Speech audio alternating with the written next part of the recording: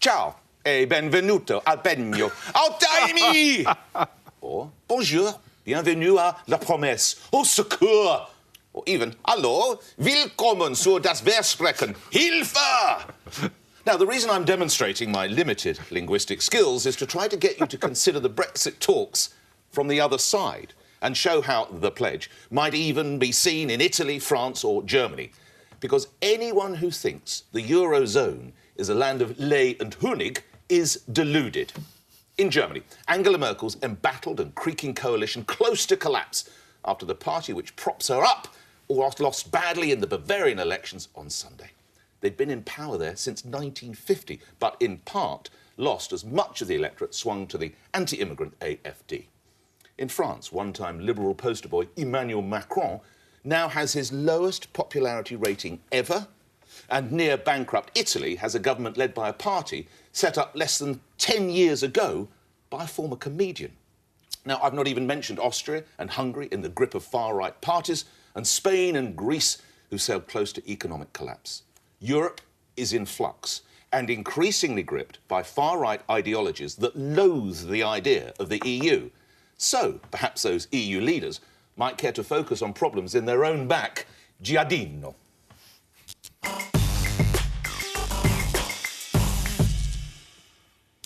I genuinely think that there'll be a lot of people in the European Union looking at us with a lot of envy. All right, they'll be saying they're doing the right thing. But a lot of people in France, which they had a Frexit, as it were, OK, and that sort of stuff, OK, to brand people that just want to get their own nationality and identity back as far right, I think is a bit too much. Yeah. Do you know what I mean? I'm not far right in any way, shape or form. In fact, I've embraced everything that's been thrown at me, and rightly so.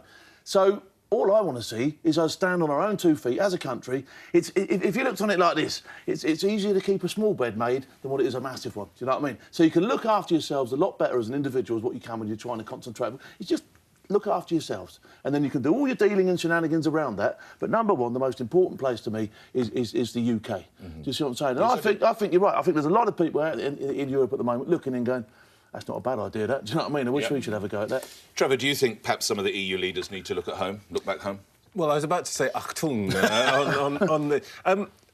I don't really agree with Phil. I mean, look after yourself is fine, but you and I have both been in the playground, and frankly, when there's a big gang over there called China and a big gang over there called America, what you need to do is not stand about going, oh, I'm on my own. You get a gang of your own, actually. You can't make friends with them. But on Nick's point, I think he has a really important point.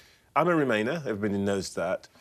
But if somebody had come to me clean and said, do you want to join a club, a third of whose members don't really want to be in it, and a quarter of whose members basically want people of colour out of the room, I think I would have swallowed pretty hard. I think there is quite a big issue here. I mean, Brexit's not that important to everybody else. I have to be honest and say the German and the French don't really give a flying fig about. They've moved on. Yeah. But I do think that there is an issue that we have to think about the way that the rest of the continent is moving. It's a warning to us, by the way.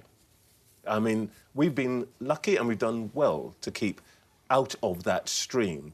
But the mood and the sentiment on the continent, the Swedes, for heaven's sake, 1 in 5 of them voted for a party which acknowledges its Nazi roots, doesn't hide them. Yes. The Swedes, which was always a Social Democrats' answer to how everything will be wonderful if we go to the centre-left.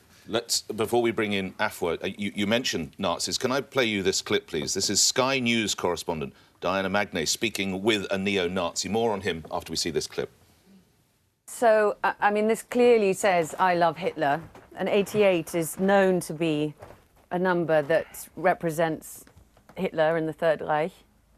Are you saying that doesn't say Hitler? I didn't think so.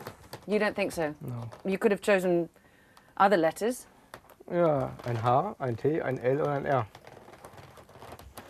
You could have chosen Germany.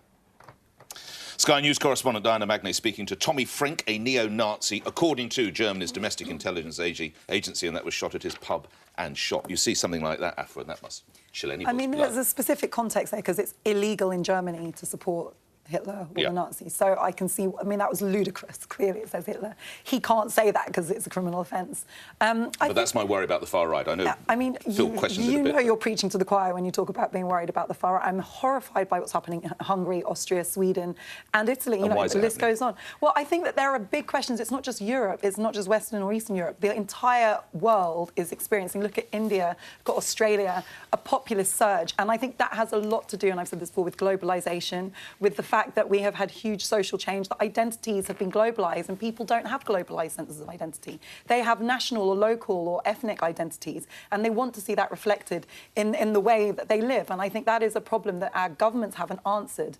And I think it's a big problem. But I feel like you're conflating a few things because, first of all, not all European movements want to leave the EU. I mean, Italy talked about wanting to leave the euro and changed its mind. Even Marine Le Pen talks about herself as a European.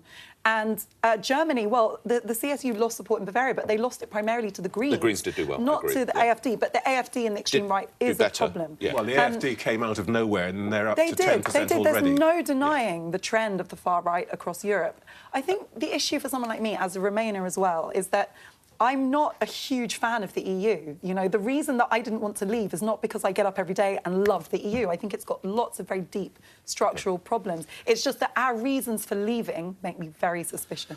I should have said, by the way, I didn't know this, but I looked it up. The 8-8 we saw in that clip is Heil Hitler. 8-8 Hitler, it's the eighth letter of the A-H. Yeah, No, yeah. it's A for Adolf. Yeah, but that was 8-8, wasn't it? Yeah. Yeah, 8-8, Yeah, it so was. that's Heil Okay, Hitler. sorry. So Yeah. just for the viewers saying, what was the 88 or 8-8? It's Heil Hitler.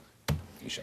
Yeah, that guy is obviously just an idiot. Everyone knows what that means and what it says, and I think that's disgraceful. I don't think there should be any place in today's society for those kind of views. I think they're just But what's prompting horrible. those views? I think we'd all agree with that. We don't want anybody wandering around those two. Well, What's I don't- created that in Germany, do you think? Well, first of all, I think that we've got to be really careful that we don't conflate, because I agree with Phil. If you're anti-EU, you're not necessarily far right. Right. If you've got concerns about, you know, how your local city or whatever But is we've moved on. changing... As Trevor it's quoted not- Sweden, I'm quoting Germany. We've moved... That is dangerously far right. What is dangerously What's far happening in right? Sweden? What's happening in Germany? 10% of AfD. No, AfD that make guy, UKIP for look like the Boy example, Scouts. that guy that we've just seen, for example, that is far right and Yeah. that is concerning and Yeah. that has no place in any society. And anyone that supports somebody like that literally needs to give their head a shake. That is very Guy's a simple. turbo moron. He really is. You know what Yeah, I mean? But he's going to be there but- anyway. You're going to always find people like that. If I searched around London, But what I'll you're find missing, someone like what that. you're missing, with respect, is that people who are voting for some of these far-right parties know that's the background. I mean, that's a problem. 10 years ago, what you said would have made people laugh those parties out of court. But today, people know Sweden Democrats. They know that the AfD, they know that Golden Dawn in Greece have that sort of person in them and that background, and they are still voting for them. And that's why, the Trevor? real problem. Why do you think? That's what I'm trying to get at. Why? Well, I think that the problem, partly what Afua said, but I think that there's a more immediate cause, which is that we haven't really focused in the right way on the speed and scale of the way that migration has affected Europe and the differences that it has brought for us. The Germans, interestingly, are spending 20 billion euros a year on integration programmes because I think they have quite rightly got that what is important here is not how many immigrants, but how well people are prepared to receive them and how they fit in. And I think most of Europe has got this wrong. It's got itself all worked up about the numbers, but not about how we deal with ethnic and cultural difference on the ground here.